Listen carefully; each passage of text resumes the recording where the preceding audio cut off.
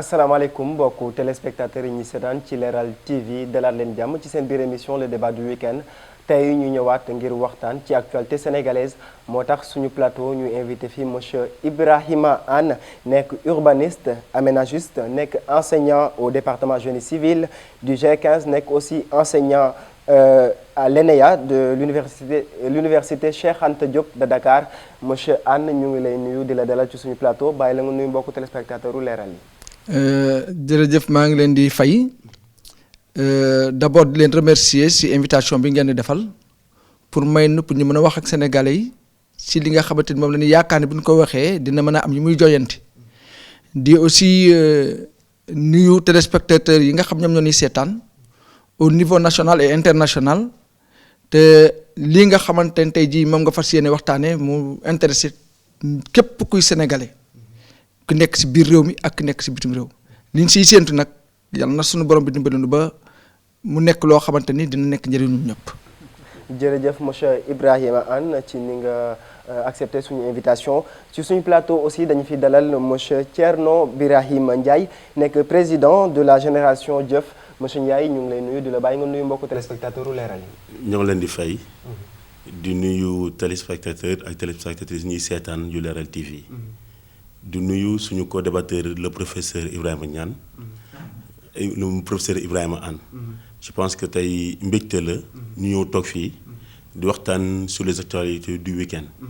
lépp nag lekk juste njariñu Sénégal lépp nekk njariñu Sénégal alors Sénégal actuellement ñu ngi ci 5639 cas de coronavirus ñu nekk aussi ci 79e décès alors ban impression ngeen am ci lu ni mel monsieur Ndiaye. Déjà def un constat que feebar bi de 2 mars ba tey day yokku waaye wàññeekuwul c'est la triste réalité beneen bi aussi ñu seetlu ni bi ñu commencé le 2 mars Sénégalais yi dafa am ci doxin bu ñu nekkoon mooy di respecter un peu mesures barrières yi nga xamante ni le corps médical digle woon nañ ko mais ñu dem ba ci biir le président def un discours bi ni demander à ce que à partir de maintenant ñu commencer di vivre avec le virus malheureusement à partir de cet instant-là ñu am comme impression que Sénégalais yi dañu xaw a bàyyeeku tuuti ci mesures barrières yi nga xamante ni médecins yi corps médical bi digle woon na ko loolu li mu indi mooy au lieu que feebar bi wàññeeku dañu gis ni feebar bi day yokk yow di dem le nombre de cas day yokk le nombre de décès day yokk le nombre de cas importés yi ñu yaakaaroon ni sax pare nañ ci ñu gis ni mu ngi commencé di ñëw je pense que loolu nag dafa laaj nag taxaw seetlu fi ñu jëm fan la objectif bi lan la. alors malgré li nga xam ne mooy les moyens déployés par l'État malgré mesures sanitaires yi nga xam ne tey jii population bi doon na ko respecté ñu ngi gis ne virus bi mu ngi propagé wu dans le pays et en même temps aussi sentir nañ benn relâchement du côté de la population alors ngeen jàpp ne tey jii du côté nekkul ci côté communication la ñu fayre un peu ba population bi sentir tey jii benn xëy na wàññeekute par rapport ak li nga xam ne moo di respect des mesures sanitaires. pour revenir juste aux moyens moi je pense que si aujourd'hui dañuy wax waxu moyen ci wàllum feebar bi dëkk yu développé yu bëri duñu am problème bi ñu am parce que ba tey kam ñoo ngi sant yàlla parce que problème yi dëkk développé yi am ñun amaguñ ko beneen bi mooy dafa am benn cassure bu am à un moment T président dafa am lu mu wax yéene moo doon fexe ba ñu xam ni nit ñi xam ni virus bi moo ngi fi mais mënuñu continuer ci confinement bi ñu ci newoon président wax na mais moi j'ai comme l'impression que les Sénégalais l'ont mal interprété. d'accord dinañ revenir un peu ci loolu monsieur Anne donc Sénégal actuellement ñu ngi ci 5639 cas de coronavirus 79 décès la ñu enregistré alors ban impression ngay am ci lu ni mel. jërëjëf par rapport à la question man daf may revenir loo toujours pour wax li ma daan wax rek mooy ni nga xamante ni moom la ñu jëlee mbir mi au départ moom la ñu faussé ba tax na tey ay conséquences la ñuy dund ndax ba mbir bi ñëwee gouvernement bi dafa paniqué ni ñu paniqué loo Sénégalais yépp dem ba foo xamante ni nit ñi du ñuy yàkkamti pour mu am lu gouvernement bi def gouvernement bëgg si jaar politique au lieu mu ñu xalaat problème mu maladie bi mais ñu ngi xalaat yan lan la ñuy war a mën a def pour gagner si lii politique comme sénégalais yëpp dégg ànd nañu jox nañ ko bopp malheureusement loolu nga xam moom la ñu def déjà indi na problème puisque dañu tegul au départ un plan stratégique. mais un plan stratégique bi coronavirus duggee ci Sénégal le président de la République dafa woo les membres de l'opposition ñu ci mel ni ñoom Ousmane Sonko ñu ci mel ni tey ñoom Idrissa Seck ñoom El Hadji Sall woo leen ngir benn cadre de concertation mais est-ce que jàppoon ne au début moom respecté na li nga xam ne tey jii mooy l'avis de l'opposition pour ñu ñëw waxtaan ci benn cadre boo xam ne tey jii dinañ mën a xeex lii di jàngoro coronavirus. xam nga lu ñuy wax pour man président tegul cadre de concertation pour Covid bi sama gis-gisu bopp la nag. d'accord puisque dama ni su fekkee ni mbir dafa am cadre stratégique ngay def cadre stratégique bi du rek yow sa gouvernement ñi si nekk ñoo siy nekk mais bu fekkee ni pandémie bi dafa nekk loo xam dafa laal secteur yëpp la première chose bi nga war a jëkk def mooy nga créer un cadre institutionnel boo xamante ni médecins yi dañ siy nekk économistes yi nekk si ñi nga xam ne ñoo nekk les sociologues nekk si les maires seen bopp ñi nga xamante ni ñoom ñoo yore kii nekk si maanaam couche yi nga xamante ni ñoom lay impacté ñëpp dañ siy nekk bu ko defee ñu créer ay commission yoo xamante ku si nekk parti bi nga nekk da nga siy réfléchir réflexion yooyu nag bu ñëwee ba pare si lañuy def synthèse en ce moment là jéem a jox le président de la République les véritables informations parce que moi je me dis que ni par exemple su fekkoon demoon na noonu les médecins danañ ko wax ni ko d'abord fii ni nga xam ñu ngi koy observer parce que li nga nekk spécialiste buy nekkee si àdduna fu mu mënti nekk yaa ngi koy suivre bii ñëw donc bu fekkoon ni par exemple pandémie bi monsieur Anne pandémie bi dafa bettaate donc ñëpp xam nañ ko bett na yeneen réew yi mais bettul Sénégal puisque nekk na si réew mi di si yeneen réew yi di rey di dox Chine gars yi di ko wax ba ñu naan Sénégalais yi nañ leen indi boo ko amul woon benn cas xeex pandémie aussi budget la laaj xeex pandémie budget la laaj préparation la laaj. donc lu la bett mën la aussi. mais ma wax la rek. d'accord c'est-à-dire. au lieu ñu lutter contre la maladie au lieu ñu lutter contre la maladie dañu xool ba xam naka lañu mën a def pour régler des problèmes politiques ça moom c'est mon point de vue. d'accord puisque tey jii bu fekkoon par exemple li ma ñoom dajale woon nañu médecins yi peut-être au départ ñaata cas la ñu amoon ay 2 cas 3 cas ñu ni cas importé. mais loolu ba mu dugg see peut-être médecins yi mënoon nañ leen wax su fekkoon cadre boobu amoon na médecins yi mënoon nañ leen wax ni leen la première chose qu'il faut faire il faut fermer les frontières d'abord si on ferme les frontières ñu jéem a traiter cas yi nga xamante ne mais la Mauritanie loolu la def traiter cas contact yi nga xam ñoo fa am cas importé yi fi am bi ñu ñëwee ak cas contact yi mais dans un laps de temps ils ont réglé le problème de ce fait que bu fekkoon par exemple loolu am na ñu demati ba mu yàgg mu am par exemple ay cas communautaires. premier cas communautaire rek war na tax ñu confiné wu te confinement boobu nag foofu peut-être li nga xam moom la ñuy def si moyen pour nit ñi mën a confiné wu bu boobaa ñu soog a kii si moyen yooyu mais présentement li nga xamante ni moom lañ ko gérer d'une manière stratégique moo indi problème yi nga xamante ni tey jii moom la ñuy dund et loolu weesu na mais nit boo nekkee si benn projet ngay dem ba mu yàgg da nga war a évaluer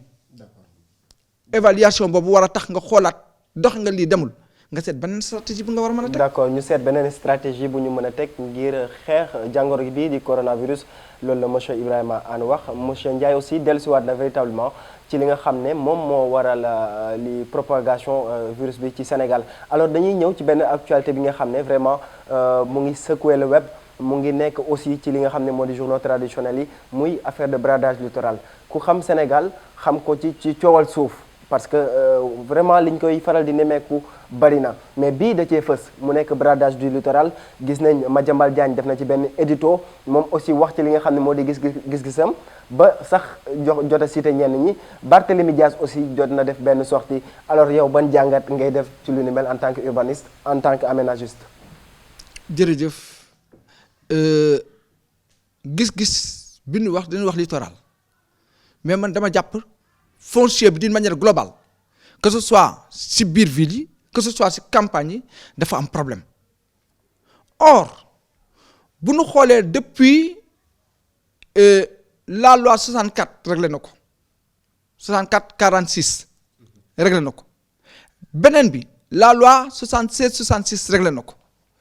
puisque gis nga bi ñu toogee bi nga xamante ni dañu waroon jox monde rural ay responsabilité dañu toog xool ñu ni yan ressources la nit ñi monde rural bi war a am bi ñu xoolee le monde rural n'avait que des terres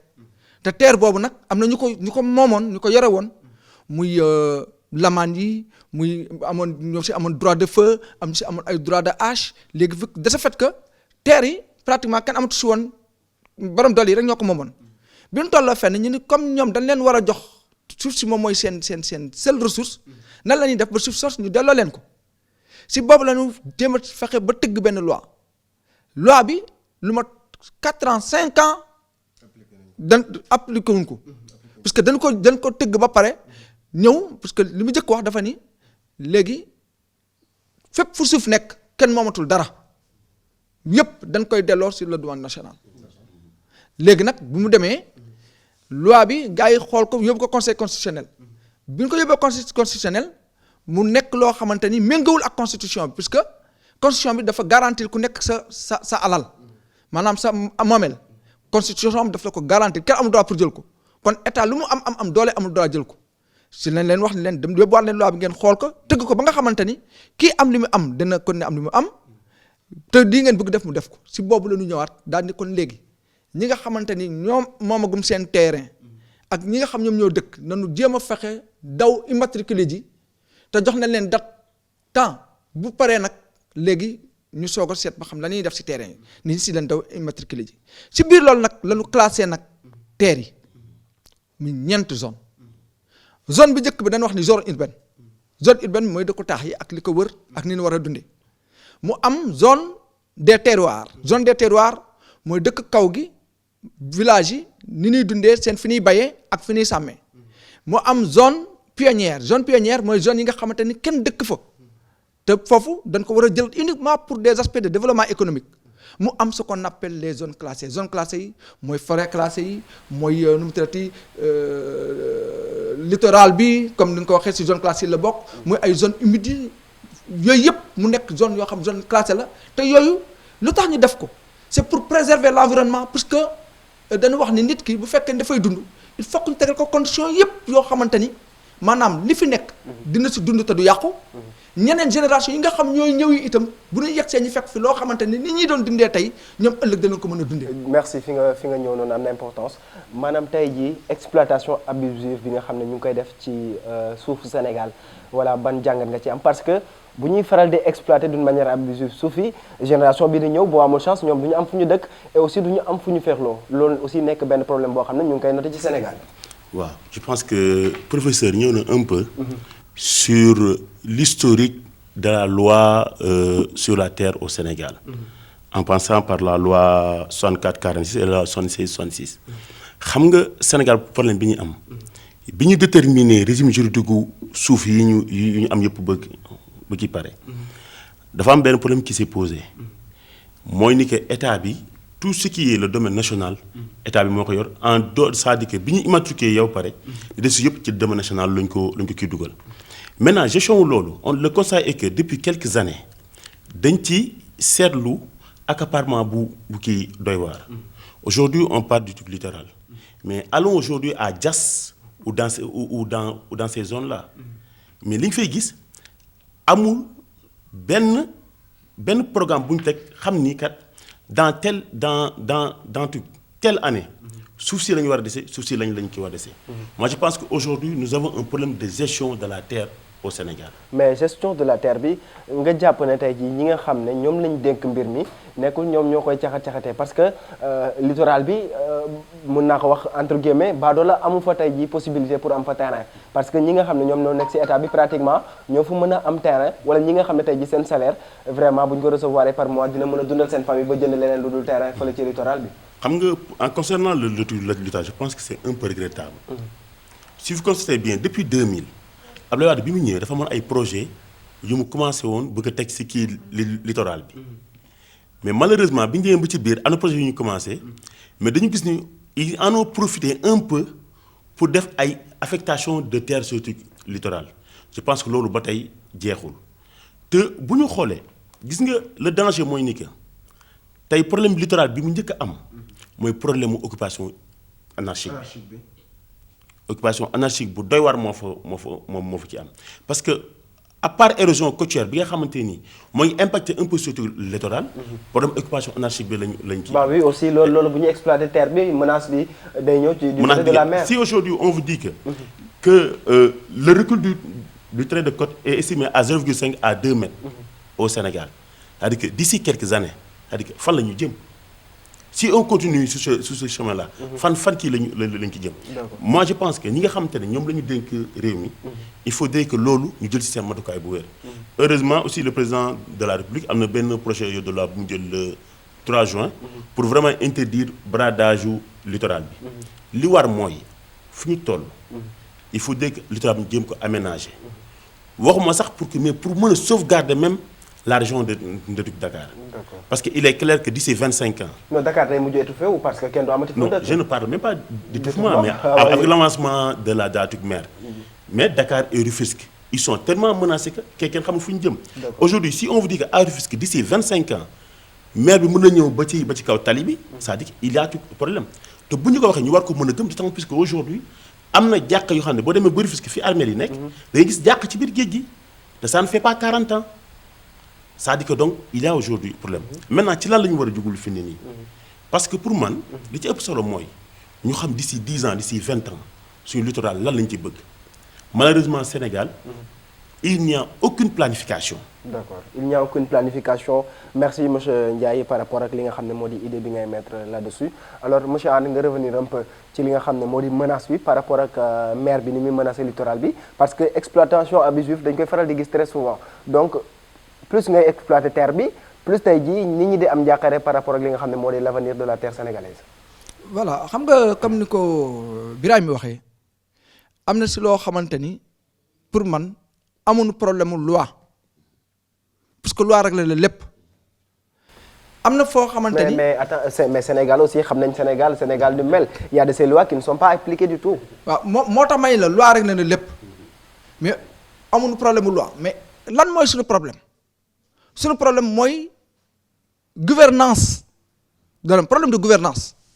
ñi nga xamante ni ñoo war a appliquer loi yi ñi nga xamante ni ñoo war a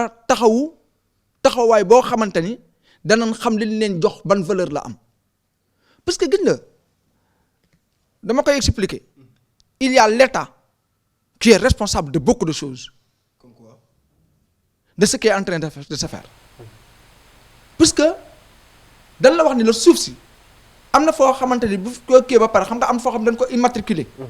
buñ ko immatriculer jox ko état mais yëpp état moo koy saytu mais par rapport à des projets de développement économique te foofu dafay am foo xamante ni moo tax man waxuma régime bii wala régime bale man dama naan am na foo xamante ni les présidents qui se sont succédés ñoom ñoo bëri bokk nañ ci ñi nga xamante ni situation bi am ñoom ñoo ko indi parce que pourquoi parce que un président de la République dafa am fu mu war a taxaw bañ a jël boppam teg ko comme état le président de la République c'est pas l'état on a bien dit le président de la République c'est quoi c'est une structure gouvernée dans laquelle l'état n'est pas seul détenteur de pouvoir donc bu ñu waxee état le président de la République moom nekkul seul détenteur mais am na ñeneen ñu nekk détenteur le président de la République lan mooy rôle am maanaam bu taxawee ci kaw état dañ ko wax ne ko yow fonctionnaire bi lii lan la tegal ci li nga xamante ni moom mooy jumtuwaay yi suuf bi lii la dëkkuwaay yi lii la nit ñi nii lañ war a nekkee seen doxalin lii la war a dem teg ay loi et règlement ñu teg ko ñu ne état yow kat da nga war a xool kii nii li nga xam moom la ñu bind ci kayit muy ay loi règlement ndax dana ko respecté wala déet bu ko respecté wul le président de la République raq ndigam su fekkee ni yeneen pouvoir la itam ay loi ak règlement ñoo ko tënk yow président de la République foofu képp koo xamante da nga wàcc ci yoon ñu raq seen mais malheureusement aujourd'hui dañ la wax ni la déclassement président de la République amul droit déclasser lu dul mu nekk cause d'utilité publique. D'accord. te suuf kenn du ko jaay. wax leen loolu tey. sauf kenn du ko bu dee titre foncier. d'accord sauf kenn du ko jaay sauf bu dee titre foncier alors loolu la ñuy tëjee li nga xam ne moo di fenêtre bi ñu doon waxtaanee ci bradage littoral jëm ci beneen actualité muy le manque d'eau au Sénégal parce que boo xoolee pratiquement mu di banlieue bi di feneen fu dul banlieue bi ñëpp ñu ngi yuuxu wàllu ñu ne en pleine Covid-19 ñuy ñàkk ndox loolu moom doon na loo xam ne kenn xaar ko woon wala kenn rafetlu ko Sen'Eau est-ce que actuellement aussi ñoom ñu ngi def seen warugar par rapport ak li nga xam ne mooy la distribution de l'eau au Sénégal donc mu nekk question boo xam ne tey jii sénégalais yi à l'unanimité ñu ngi koy posé alors ban jàngat aussi ngay def ci lu ni mel. Moi je pense que par rapport à l'eau ce que j'attendais de Sen'Eau on peut comprendre dans un pays sous-développé ñu am des problèmes techniques mais qu'on explique aux Sénégalais quel est le problème bi ñu am parce que aujourd'hui ñu bëri ñoo ngi wax ku ci mel ni man mënuma la wax Sen'Eau ban problème lañ ciy am malheureusement le constat est que ñëw nañu installé woonu il y a moins de 6 mois ñëw nañu Sénégal ñu am problème eau dans beaucoup de zones maintenant j'attendais à ce que soit que Sen'Eau nous dise tel problème la ñu am fii lay commencé fii la problème fii lay commencé fii lay yem ou bien même le ministre de l'hydraulique nous dise problème bii la ñu am ñu mën a xam mais c'est quelque chose de très déplorable quand même ba 2020 Sénégal ñu am problème boobu noonu. Je suis de ceux qui ont soutenu le président de la République mais loolu amul explication buñ ko mën a ci jox. Moi je pense que aujourd'hui Sen'Eau bu dee dañoo tële nañ ñu wax parce que nag mbir moom li naan cin bu naree neex bu baxee xeeñ. En tout cas l'eau est vitale. te ñëpp a ko soxla d'ailleurs. te fii nii li mu baax moom xeeñagul fi mu ne nii. xeeñagul li mu baax waaw d'accord alors par rapport ak li nga xam ne mooy ñàkkum ndox mi ci Sénégal alors ba demee ci banlieue bi fu ci mel ni ay HLM Grand Yoff fu ci mel ni ay Pikine Diamaguène Sicap Mbao fu ci mel ni voilà yeneen gox yu nekk ci côté boobu noonu ñëpp a ngi yuuxu wàllu par rapport ak li nga xam ne moo di le manque d'eau au Sénégal. xam nga man dama wax ni suñu xoolee circuit bi nu demee lépp lii taxawee nii.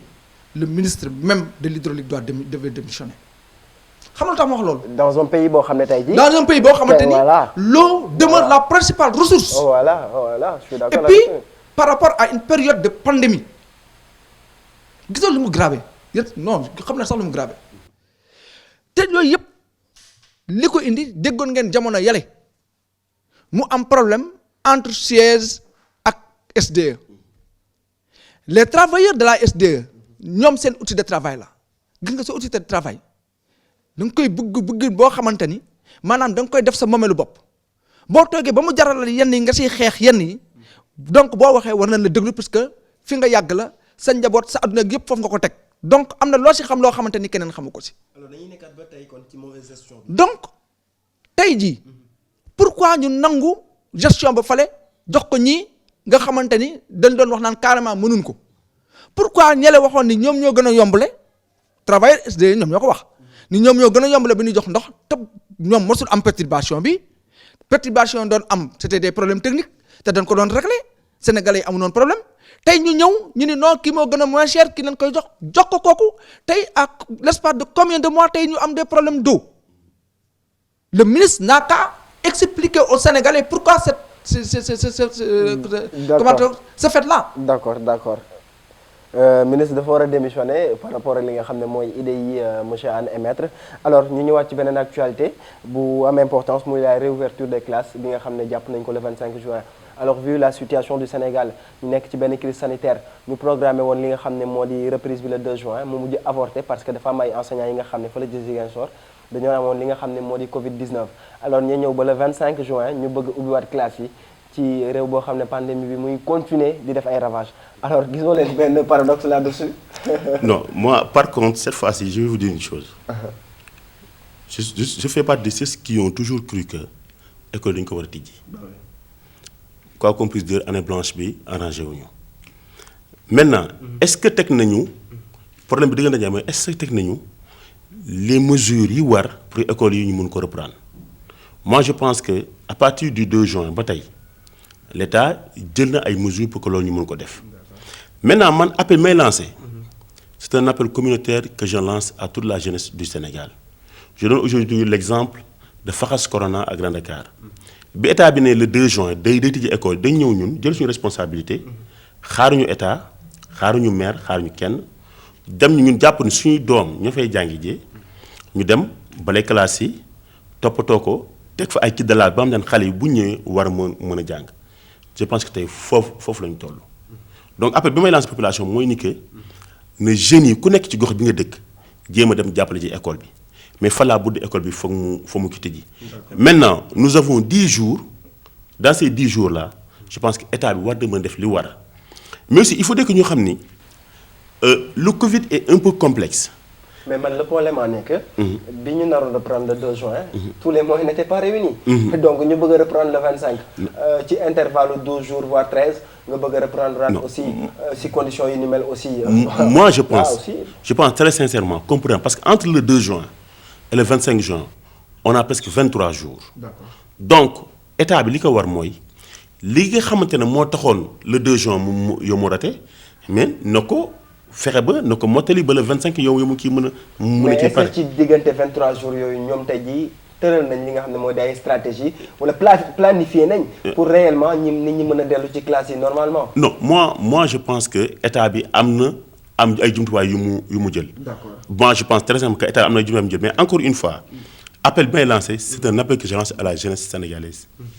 Nous avons 10 jours nañu dem ci école yi jàppal suñu raq yi. D'accord. Parce que aussi mënuñu à chaque fois quand même di xaar état ci problème boobu mais aussi il faut que ñu mën a xam ni. gis nga maladie bi nu muy évoluer. Il nous est très difficile aujourd'hui ñu mën ko yemale. waaw ñu mën ko yemale. c'est-à-dire que on ne peut pas dire que aujourd'hui feebar bi moo ngi yokku. du ñu jàngi parce que jàkkee tëj nañ ko.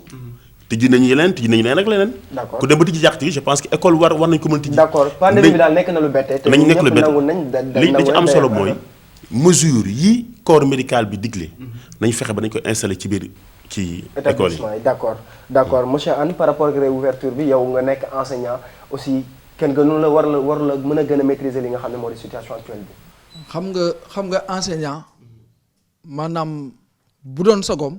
toujours day nekk ci biir classe yi. di jàkkaarloog étudiant am wala ay élèves am di wax ñu koy déglu bu nu toogee lu yàgg gisewuñu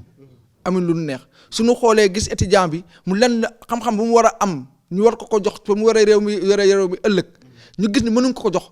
loolu lu nu metti la mais dafa am ay paramètres yoo xam da nga koy sóor ñan dañ wax mois d'août mais actuellement nii demal ci biir Kolda ak li ko wër. Abri provisoire yi nga xamoon ne tegoon pour xale di ci jàng yépp effacé wu na muy benn au niveau de Dakar chaque année dañuy toog ay moment yoo xamante nit ñi duñu génn ndax inondation taw bi sonal nit ñi au mois d'août yow nga ñëw di wax ay mois d'août ainsi de suite. yaa bien saisi beneen bi ci des am na fi bëri foo xamante ay abri provisoire na fa nekk à l'intérieur du pays ça pose problème léegi bu ñu xoolee li nga xam moom lañu jot a jàng pour man dama ni yooyu yëpp panique moo ko indi puisque jàng nañ ba mois d'avril def nga sa premier semestre def ko correctement li la des presque 2 mois et quelques moo la dese woon mais 2 mois et quelques yooyu au lieu ngay ñëw di piloter à vue mais en général bu ñu doon tijji octobre généralement nit ñi ay novembre la ñuy jàng décembre mais pourquoi mënuñu xaar ñu ubbi septembre octobre novembre ñu def examen yi nga xamante ni dina fekk ni ñëpp préparé wu mbas mi ñu xaw a am vraiment lu dal bu ko defee cours yi ñun enseignant xam ne li ñuy war a mën a def ba nga xamante retard yooyu danañ ko mën a rattraper te ñoom duñu sonn élèves yi nga xamante ñoo war a bay danañ ñëw toog am na ñoo xamante seen doom yi dañu yor ñu war leen bayal tool yi tey jii ñu bëgg leen téye fii ça pose problème. ça pose problème en tout cas Cheikh Oumar Anne nee na il faut écarter toute idée d'année blanche. Donc ñun ñii kenn ñaanul année blanche mais ak situation fu mu toll nii aussi il faudrait vraiment y penser alors bu fekkee ne am na leen loo xam ne jotoon na ko wax par rapport ak question yi ñu fi jot a waxtaanee ak idée yi ñu fi jot a émettre lan lay doon parce que ñu ngi may signaler temps bi léegi mu fi waaw je voulais dire juste un peu revenir sur la gestion du Covid-19 et le truc littoral xam nga professeur dafa am lu mu wax dafa joxe exemple Mauritanie lii wane ne un peu feebar bi dafa xaw a doy waar Mauritanie ils ont appliqué un confinement au moment où Sénégal daf ñu confinement état d'urgence la ñu am et pourtant Mauritanie à ce jour le Mauritanie est à 99 décès pour seulement vous dire ô combien la gestion du Covid est truc complexe quoi. Maintenant ci li mu bëgg a ñëw par rapport ak littoral bi moi je pense qu'aujourd'hui le littoral est aussi à Grand Dakar Le même problème que vous avez constaté dans le littoral, c'est le même problème que nous avons constaté aujourd'hui à Grand Dakar. Qu'est-ce qui se passe en réalité? Il y a une rue qui se rappelle bien, c'est avenue Bourguiba bi, romb cinéma Liberté dugg biir Grand Dakar. Comme ñu jaay cinéma yi, ñu jël un belge ñëw jënd cinéma bi Liberté. Mais cinéma bi mais waa ji dafa tabax ba tabax ci kaw tali bi. Et la population dans tout ça. Moo tax depuis lors, depuis maintenant une semaine, ñun jeunes Grand Dakar ñu créé un collectif tuddee ko collectif sàmm suñu yëf. Parce que en réalité, mënuma comprendre comment on peut permettre à un étranger mu ñëw Sénégal jënd cinéma tabax ba tabaxaale tey te tey Grand Dakar benn voie d'accès boobu la amoon à partir de l'avenue Bourguiba mooy profité ci plateau bi nag di ko ñaawul bu baax di ko yëgal état bi di ko yëgal Ageroute. ah d'accord en tout cas mënoo am njaay mi am borom njaay mi soit benn nga ci mën a am. Alors monsieur Anne par rapport ak li nga xam ne mooy idée bi ngay émettre dernièrement pour ñu mën a clôturer li nga xam ne moo di débat bi. en tout cas daal man dama ñaan état bi. parce que li may wax fii yëpp c'est comme si j'étais contre l'état man damay wax je suis un enseignant, je suis libre. D'accord. Mais nekkuma fi pour kii wala pour kale. C'est-à-dire c'est tout juste pour permettre nit ñi ñu mën a ubbi seen bët mën a xool mën a dal parce que gis na kilifa fi ñu koy xaar booy bu yenn mbir yi taxawee mu dal surtout boo yoree réew. am na yoo xamante ni bu fekkee ni par exemple dalu na mën nañ am ay erreurs yoo xamante ni ëllëg pour nga rattraper ko dana am benn problème parce que gis nga tey jii bu ñu waxee le 25 raté parce que taw yële ak affaire yooyu mais ëllëg koo si waxati yóbbul sa doom mais finalement day dem ba mujj gi nit ñi dootuñu am maanaam dootuñu gëmati état parce que état wax na mu teggeeku mu waxati mu teggeeku mais troisième fois bu waxatee mu teggeeku lu nu waxati enseignants yi dañuy bañ et là dafay créer précédent boo xamante ni kenn xam lu mu toll donc loolu yu demee noonu moo tax ma souligner mbir mi ni pour bëgg ñu dal jéem a seet ni def nañ premier semestre bi jàngale nañ ko correctement élèves yi dem fet donc li si des 2 mois et demi en général ñu bëri sax dañuy tëj juin dañuy fekk programme jeex donc su fekkee juin dafay fekk programme jeex avril mai juin mais loolu rattraper ko septembre octobre novembre. D'accord merci. C'est uniquement pour permettre quand même ñu mën a seet ba xam Sénégal lan leen di mën a ba def pour vraiment ñu dépasser yenn affaires yi di ñaan yàlla nag li nga xam moom moo fi dugg yàlla na ko fi yàlla jëlee te mu bañ a indi benn coow boo xamante ni sénégalais yi dana am yeneen lu muy yàq. ok jërëjëf alors ñu gis ne aussi ki nga xam ne moo di Cheikh Yérim Seck nekk journaliste bu ñëpp ràññee ci Sénégal arrêté woon nañ ko ci semaine bi ñu génn ndax benn sortie bu mu defoon fële ca 7TV voilà ñu ciy laajte li nga xam ne moo di sa xalaat. Bon xam nga foofu moom c'est très difficile puisque bu Cheikh Yérim waxee am na loo xamante ni xëy na am na source am te source boobu peut-être en sa qualité de journaliste mayu ko pour mu génnee fa mu jëlee ay source am léegi nag comme wax na li mu wax pour man la première chose des choses nee na gendarme yi au lieu de tant de milliards tant de milliards lañ jël mais le procureur devait se saisir pour balaa ñuy arrêter kenn wala ñuy convoquer kenn mu jël benn enquête indépendante yóbbu leen ñu xool loolu Cheikh Yérim Seck wax lan la